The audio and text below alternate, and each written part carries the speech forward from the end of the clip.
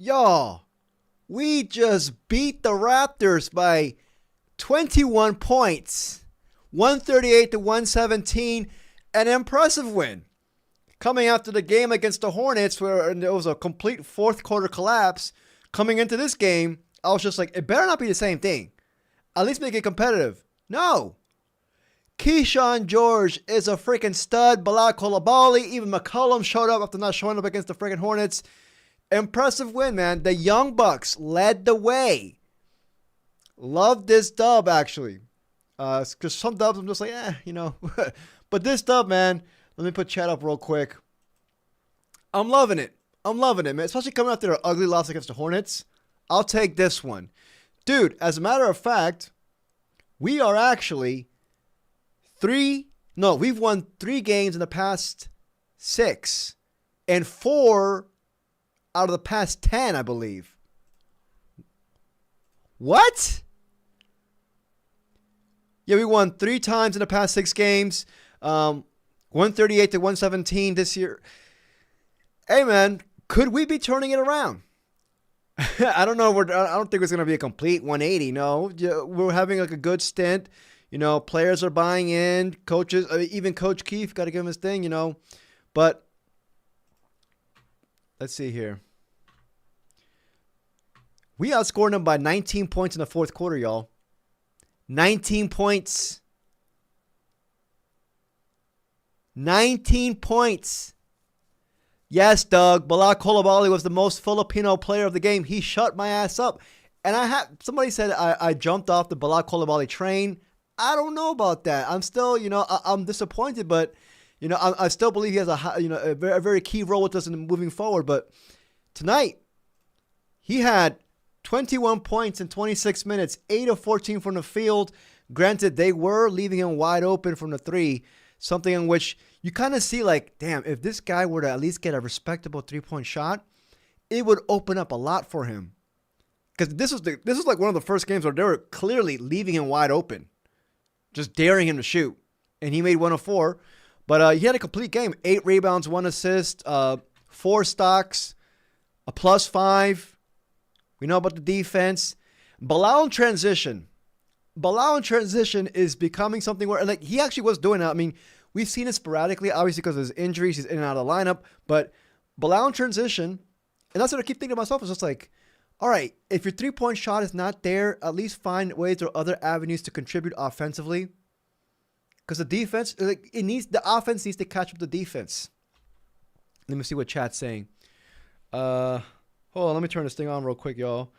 Please like and subscribe if you get a chance. But I'm soaking this one in, dude. I am soaking this one in because the Hornets loss was ugly, man. Because we were in it. We were in it, and it was a fourth quarter collapse. I believe heading into the fourth quarter this game, we were not down by much. We were my bad. Hold on, let me see here. We were up by 2 points heading into the fourth quarter. Halftime, we were up by 11 points, So you didn't want to see them like us just giving another game away. Let me see what chat's saying. Bilal ass whooping dub feels so good. Thoughts on the Spurs owning the Thunder? Somebody got to own the Thunder, man. They got everything. Can't stay long. Just wanted to drop in and say big dub. Bilal might be back, and solid performance from all the young Bucks. Key treat. Yep, Bub Carrington as well. We need to start talking about Bub becoming a 3-point specialist, y'all. We need to talk about Bub becoming a 3-point specialist. He came in the game and immediately hit 2 threes. Immediate. Right off the bat. Within like the first 2 minutes of him playing. And then he takes a heat check 3 like 4 minutes after that. I was like, dude. No, this year he's shooting 42% from the 3. Is he a 3-point specialist moving forward? He added that to his bag this year. You can see it. Mid-range was in his bag. Obviously, he's going to continue proving that. But, we already see that's going to be like his, bread and butter moving forward. Now adding the 3-point shot in his bag as well. We know what the rim pressure is never going to be one thing that's, it's not going to be something it's never going to be his forte. But I'm just saying, man, Bub Carrington had 15 points in 22 minutes, 5 of 8 from the field, 4 of 7 from the 3, 4 rebounds, 4 assists. He was a plus 17. The Young Bucks, Will Riley, 8 points in 15 minutes, 3 of 7 from the field. Beautiful cuts. This man, he's a good. This man, like, I had my notes. I believe it was in the first quarter from an inbounds. Oh, like, this dude's such a good cutter. Yeah. Trey Johnson as well, 12 points in 20 minutes. 4 of 8 from the field. He was 0 of 3 from the 3 this game. But I saw some rim pressure from Trey Johnson tonight.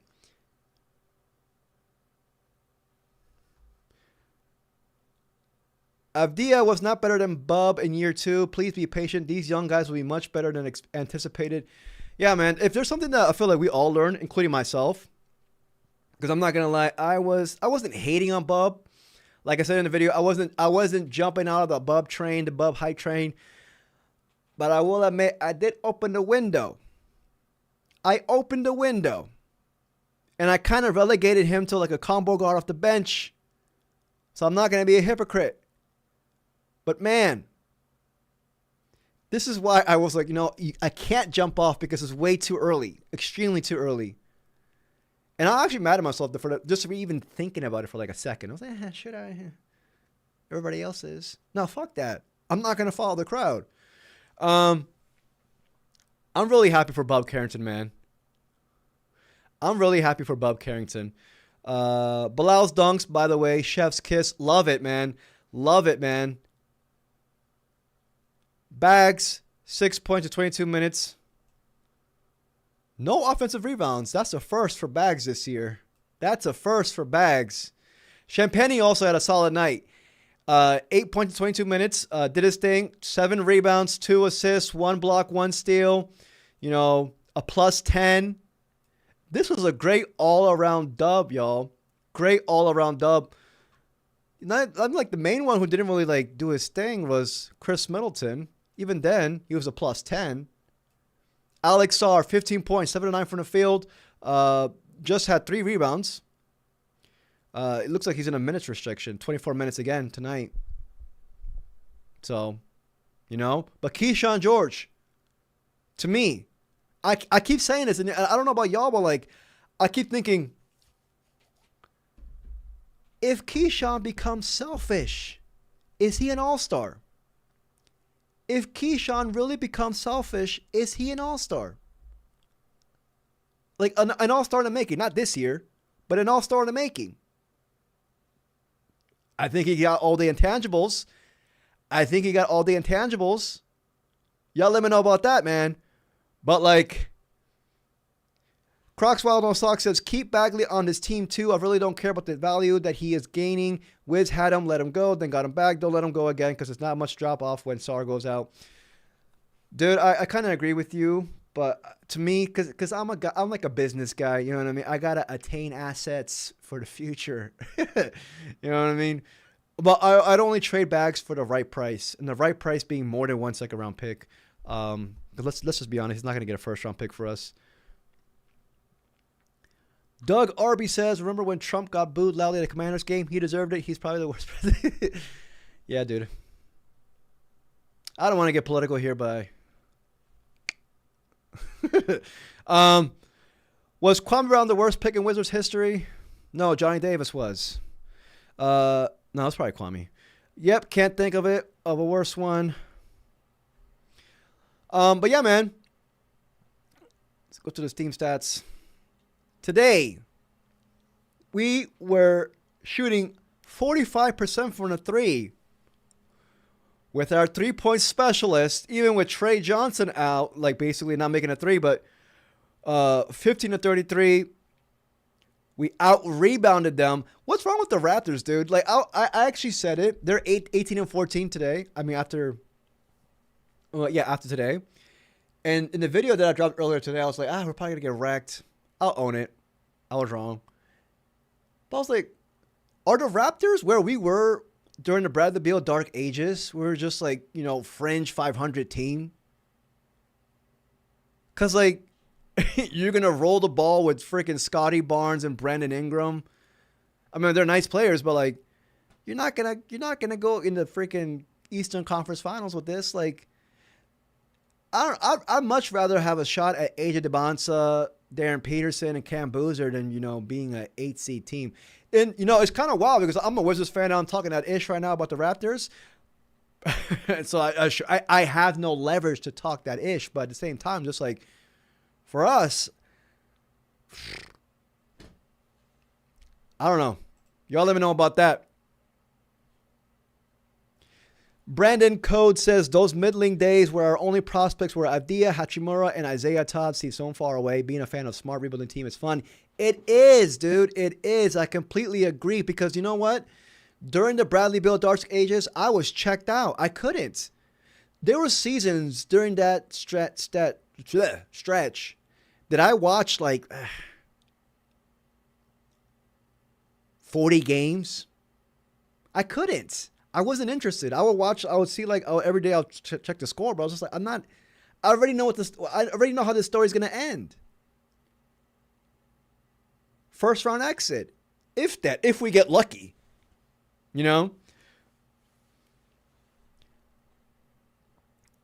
Johnny Davis was 10th overall. Y'all still talking about Johnny Davis?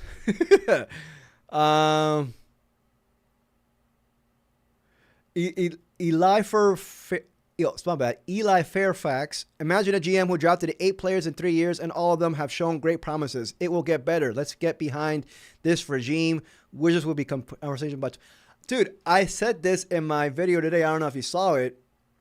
I said this in my video today. Will Dawkins' only pick that looks a little... the only pick who might not even be here in the future is the Vooch. Tristan Vukovic. If you think about it,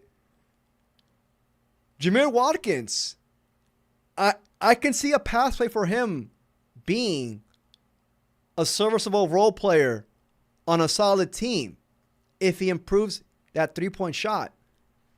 I am all the way behind Will Dawkins and this regime, man. Completely agree with that.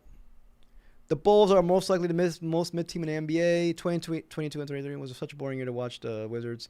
Yeah, it was, man. I really couldn't. Anyways, let's see some highlights. Because freaking hell, there was highlights this game. Well, let me get to my notes real quick. Let me put this back up real quick. Let me get to my notes. Let's see here. Let me just speed by it. Let's say Bub came in, immediately hit 2 threes.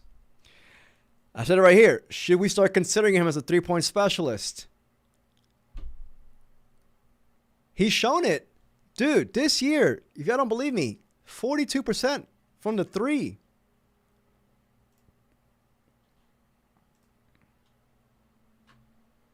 .4. He shot 50% tonight, so that's going to go up even more. Maybe it's a 50 to 43 now. On a solid 4.2 attempts per game. I remember before the season started, Trey Johnson and Bub Carrington were talking that ish to each other about like who's the better three-point shooter. And I was just like, this is kind of Trey's game right here. This is what he lives for. I'm not saying Bub is a better three-point shooter than Trey Johnson, but,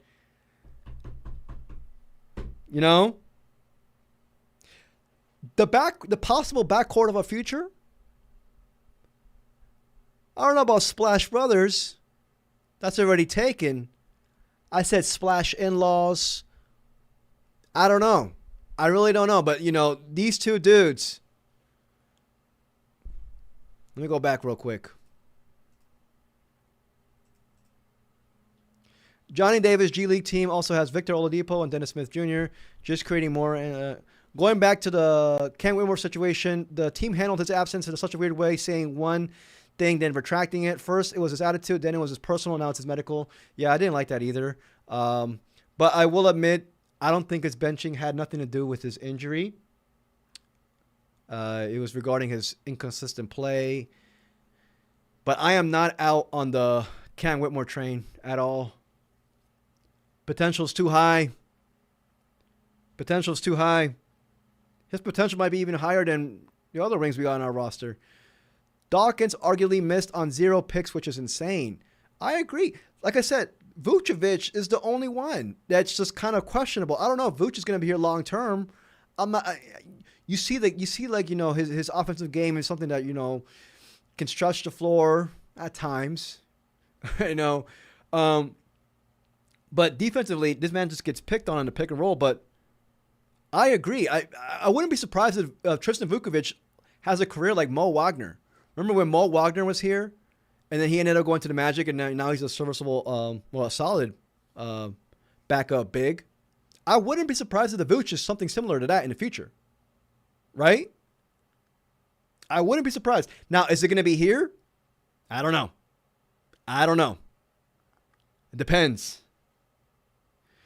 Trey Johnson started off, had some errant passes and turnovers, but the ball handling will improve.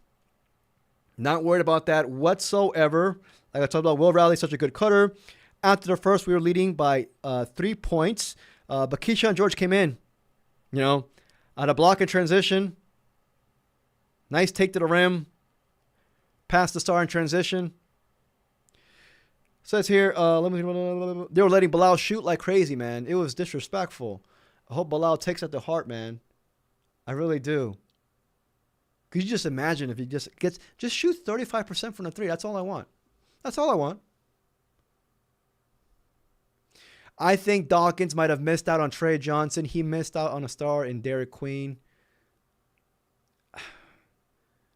We could have traded up to get Derek Queen. If you think about it. I don't think nobody's going to take Derek Queen that high. Nobody, no.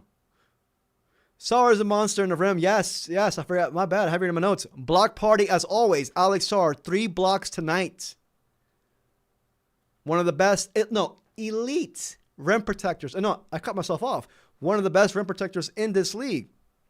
At halftime, we were up by 11. Keyshawn George was leading us in scoring with 18 points. McCollum had a solid game. I didn't even talk about McCollum. McCollum had 16 points at half. Sarr 8. McCollum finished with 21 points. 3 of 8 from the 3. He made up for his ugly game against the Hornets. He did. Keyshawn George again. The way he scores his post moves using his frame. This man just stuffs the stat sheet. 6 rebounds, 3 assists, 1 block. Let's see here. Talked about Trey Johnson applied some rim pressure. See, when I watch Trey Johnson play, man, I'm just like, dude. 6'6". I believe he's pushing 6'6". I'm just like, and people like his vertical. Yeah, I'm gonna show you right now. People forget about his vertical. Like we all know he's not like supremely athletic, but Trey Johnson had a 38-inch vertical. Not 37.5. I was close. 37.5 vertical leap. His vertical leap was actually higher than Ace Bailey's.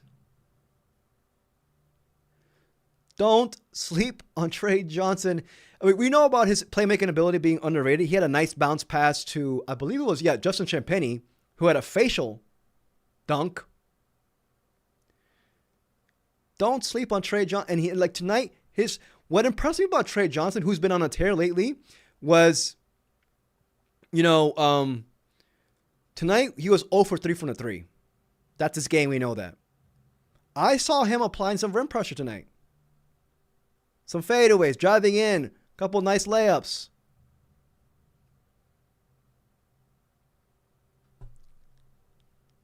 Just saying, man. I'm just saying. And I kind of feel like we've seen this already, but like, dudes like Will Riley got a growth spurt.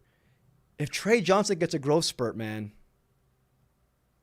and like get a firm like 6'6", 6'7". Right now he's pushing 6'6". I see him like I think he's 6'5" and 3/4 with shoes on. Push 6'6", 6'7". 6'7", the fuck. In the summer, during the summer next year. Whoo! It seems like all of our players get a growth spurt. Bilal Coulibaly had a growth spurt. Alex Sarr had a growth spurt. Will Riley. I think Bub Carrington He got a muscle spurt. I believe he gained like what, 12 pounds over the summer, he said. Anyways, so I was thinking about that today as well. Let me finish my freaking notes, dude. Hold on. Bub and Marvin again in the pick and roll. Those two have great chemistry. He had a great bounce pass to Bags in the fourth quarter. I love it, man. Bub Carrington, 3-point specialist. I keep saying that. Bilal Coulibaly, he scored 10 of his 16 points, I believe, in the fourth quarter. Was extremely aggressive. Hustle plays, energy plays. That's all we need, man. Defensively, we know what he got in his bag. You know, he was guarding Brandon Ingram. Granted, Brandon Ingram had, you know, got the best of him in certain plays. But, you know, highly impressive tonight, yo. Now, we are saying this, right? Well, let's go see the highlights real quick before I go to these possessions with Tankathon, which I always do. Let's see the highlights because there are some highlights tonight. This is the Bilal dunk, y'all. Man, which is supposed.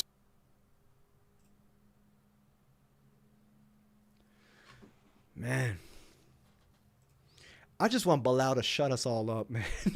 Well, not all. There's some dudes are still, you know, putting coal in the Bilal train. I'm still on the Bilal train, y'all. Finishing with the left hand right here.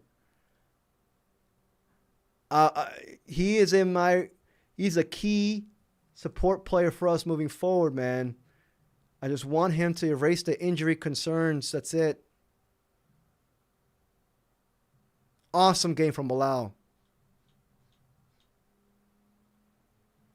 Look at this pass right here from Bub. Bub this year, man, is pushing the ball real good this year.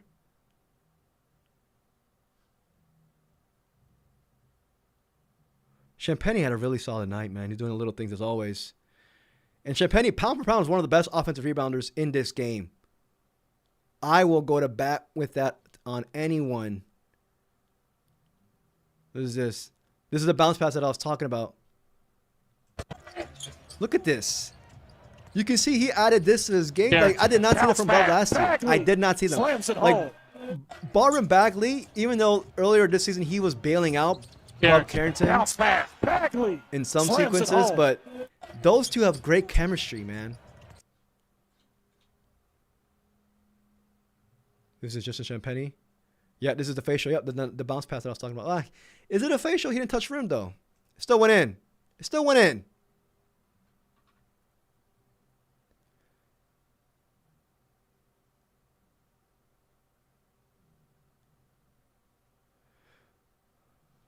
Yeah, Crocs.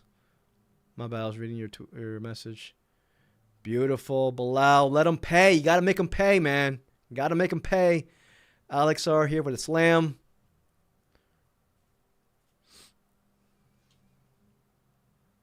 Block party from Alex R. Shit out of here, boy.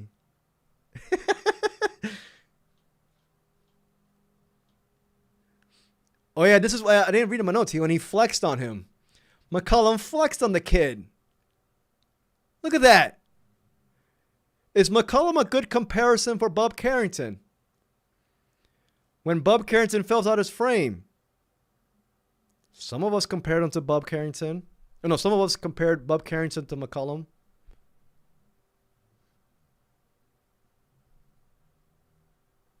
That was an awesome block right there.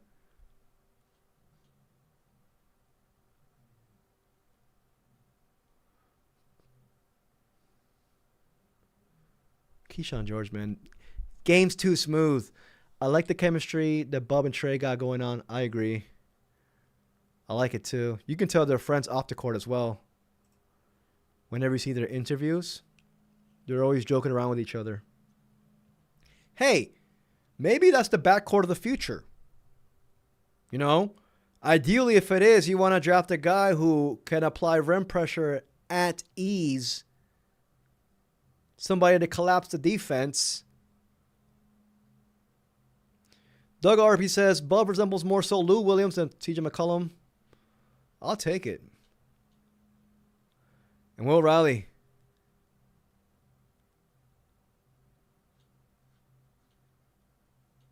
I'll say right here above 3. I believe that was his second 3. Yep, the Bonsa's what I'm looking at, y'all. See, if we get the Bonsa, you draft him. Obviously, the fuck? You draft the Bonsa, and then that's when you could slot in Bub at the point guard to obviously space out. Now that he's a 3-point specialist, or going to be one, or probably already is, you get the Bonsa there to apply rim pressure. This dude's a powerhouse. Collapse the defense, you know? And then you see everything, you know? So it doesn't have to be necessarily a point guard, in my opinion. I mean, ideally, it will be a point guard to collapse the defense. But you can get in other positions. I can see a lineup of Bub, Trey, DeBonsa, George, and Sar. Whoo! Oh, shit. If they let us get DeBonsa, it's over. I'm telling y'all. What if DeBonsa goes number 1 and we take Boozer at 2? I'll take Boozer. Obviously, I'll take Boozer. Boozer's an awesome fit for Alex Sar's front court mate. You know? Any of the top 3. Darren Peterson. Honestly, and I've been saying this. I've been thinking this to myself. I did say some on videos. Caleb Wilson. This makes it a top 4. And you know what? Jaden Quintance. I don't know if I butchered his last name. Jaden Quintance. I think that's a top 5. Jaden's coming back from his torn ACL that he had in February, I believe. Came back, looked supremely impressive. They already had him notched in as a top pick moving forward. I see a young Jalen Duren with Jaden Quintance. Another guy who could fit easily right next to Alex Sarr. Speaking of that, you know, a lot of people out there, you know, they get pissed off when we win. Honestly, I feel it. There are some games where we win, I'm just like, fuck, dude, why? You know? I'm not gonna hate on that. I'm not gonna be Chris Miller. No offense to Chris Miller. I'm not, dude. I don't like this whole when Chris Miller shitted on the fans and he was just like, oh, you know, you gotta take that loser mentality off. I wanna win every game. Nah, dude. When you're a fringe playoff team for multiple years in a row, you're not gonna go anywhere. I don't want that. Nobody wants that. Nobody wants mid anything. Mid in life, mid in basketball. Nobody wants that. And unfortunately, the system has it where if you want to get yourself a better chance to have a franchise-changing player, you have to have one of the worst records. Anyway, that's another debate for the future, but here's where we currently stand at, y'all. Right now, we are tied with the Pacers with the worst record in the league. As a matter of fact, no, they have the worst record. They've lost 7 games in a row. These assholes, they were winning. I don't know what the hell happened. They've lost 7 games in a row, y'all. What the fuck? Anyways, it's the Pacers and us. Then it's the freaking Kings. Pelicans have been doing much better as of late. The Clippers have won 2 games in a row. God bless the Clippers. Please do your thing. The Nets have won 2 games in a row. The Jazz have lost 4, but this is where we're at right now. This is where we're at right now, y'all. Now, what I was saying is this. Last year, remember, we had a chance to have the worst record in the league. But then Bub Carrington hit the game-winning shot against Miami, and we ended up having the second worst record in the league, which I wasn't mad at. I wasn't mad at it at all. I was like, we went from first to second worst. I'm fine with it. But let me toss this to you guys, and y'all let me know what y'all think. I think this year, considering our luck, considering how we've been scorned in the draft as of recently last year, but also earlier this decade, y'all remember those 3-span years where we got the worst freaking outcome every time. 9th pick after 9th pick after 9th pick. I was just like, I think this year it might be it might be worth it.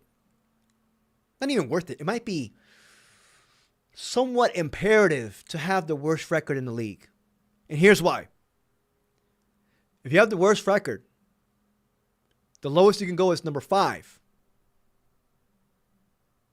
I think by the end of the draft, I'm making a bold prediction here. We already know tier 1 is, Darren Peterson, DeBonsa, and Boozer. That's tier 1. I think there's going to be a tier 2 and then a tier 3. And I think tier 2 is going to be Caleb Wilson and Jaden Quintons. That's my prediction. That's my prediction. And if I could get one of those 5 dudes who fit here like a glove, honestly, and secure one of them at least, even if we get scoring. Obviously, I don't want to get scoring. I want to get top 3. But to calm our anxiety, if we end up resorting to getting a dude like Caleb Wilson, maybe even Jaden, 2 Jadens in the DMV. And I'm only saying that because of our freaking luck. We all know Adam Silver hates our guts. We all know that. Now, we know that this year we have to have a top 8 pick or else it goes to the Knicks. We know that. Will Dawkins knows that. That's why I feel like he's going to ship away some veterans at the trade deadline. So, in order to secure that, we can still secure it if we move up in the draft. But in order to guarantee us that we keep our pick, we have to have a top 4 worst record. Because if we have the 4th worst record, the lowest we can go is 8. And considering our luck, it might be wise, to secure that. So that's where I'm at, y'all, with this. Yeah, dude. That's where I'm at with that, man. Fuck this lottery system, man. I hate it so much. Look at this shit. Watch, we're number 2. Look what's going to happen. Always. We always move down. Fucking hell, dude. Again, this system, I swear. Does Adam Silver run this website?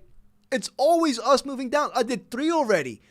2 of them, we went 5th. 1 of them now 6th. I'll take it. I don't give a fuck. We get Caleb Wilson with this one. If we end up out of the top 4, I'm going to lose my shit, says Young Mill. I agree, man.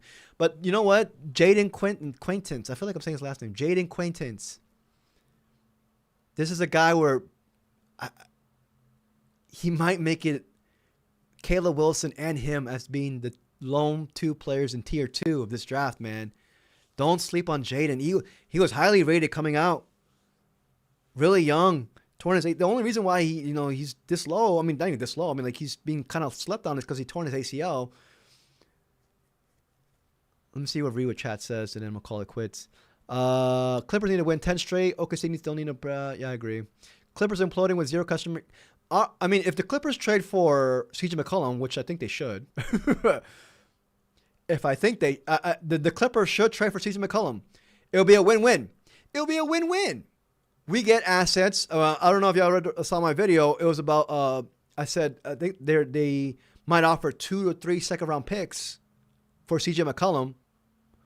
And Clippers get a win-now player in CJ. They, hopefully get out of the lottery odds. Another team we don't have to worry about. That's what I'm saying. It's a win-win. It's a win-win. We need to trade. I'm on that train right now. We got to trade CJ to the Clippers. And I actually think that's a great fit. They lost Bradley Beal.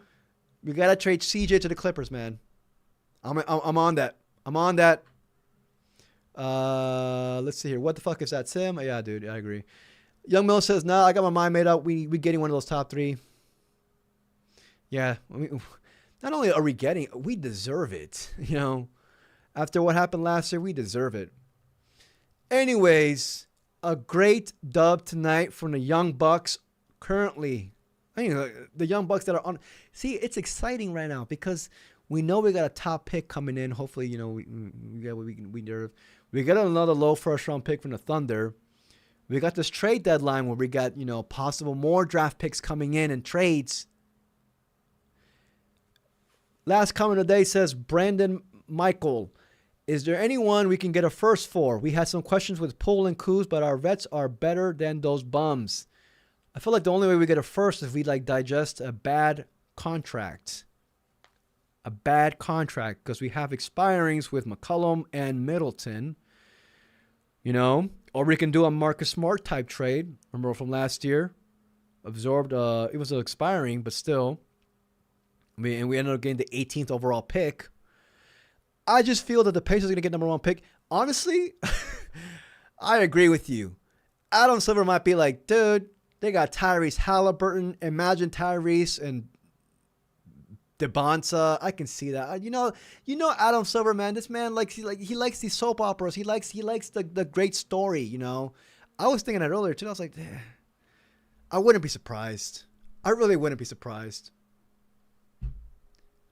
Dallas Anubis says, if we get Middleton and CJ off this team, that's 50 minutes and 23 shots a night for the rest of the roster. That's why the second half of this season is going to be super, super exciting. We have space for a bad contract. Yeah, we do. We do. I believe we have $85 million in cap space. And we can get that even more if we trade Corey for an expiring. Walt Dawkins, man. Commend him. Remember when Walt Dawkins took over this roster? Bro, we had no assets. We had nothing. Now look at us. Some dudes jumped off the Walt Dawkins hype train. Motherfucker, I'm the train operator on that one. I'm all in on Will. I like that. Utah, that BYU Mafia will move heaven and earth to get AJ. Well, Utah right now are 7th. And they could easily fall to the 9th worst record. So their odds are looking bad. Granted, it is a feel-good story. And, Adam Silver gets freaking hard when he hears those type of stories, man. So I don't know. We know about the freaking Mavericks. I'm still pissed off about that from last year, man. Whenever I watch Cooper Flag play or Dylan Harper play, I'm just like, what the fuck, dude? They didn't deserve that. They didn't deserve it. We did. Anyways, especially if AJ is a Mormon. Is Ace Bailey a Mormon yet? Is he? But God forbid an article comes out, Ace Bailey got 7 kids already with these Mormons. It is what it is. I'm happy for Ace. Not because he's a father. No, because he is doing his thing in Utah, man. I'm really happy for Ace, considering what he went through in the draft. Y'all know me. I'm not going to lie. I'm not going to lie. Y'all know this already. I wanted Ace. I'm not ashamed to say it. I wanted Ace. Will Dawkins wanted Ace. But we got Trey Johnson. I don't think we settled for Trey. I think we got lucky to get Trey. So, I'm really happy with Trey Johnson, though. I'm not gonna lie though. I wanted Ace, but he's doing his thing now in Utah, the 3rd leading scorer in a Utah Jazz team. Last comment. This time the left row. Last comment. Damn, 38 minutes. Bilal played really well. Bilal played really good. What we want to see out of him, Keyshawn George stepped up and started his thing, but should have played more minutes. And Bub is turning the corner. I think Bub already turned the corner, dude. I think Star might be a minutes restriction coming from his injury. Anyways, y'all, awesome dub tonight. We beat the Raptors by 21 points at home. We scored 138 points. Love it. We did. Our defense was still iffy, honestly. Perimeter defense was ass. Too many open shots given up. But you know what? I'll take this dub. I'll see y'all possibly tomorrow in the stream. We next play on Sunday against the Grizzlies. They might want revenge on our asses. So you never know. You never know. All right, y'all. Peace.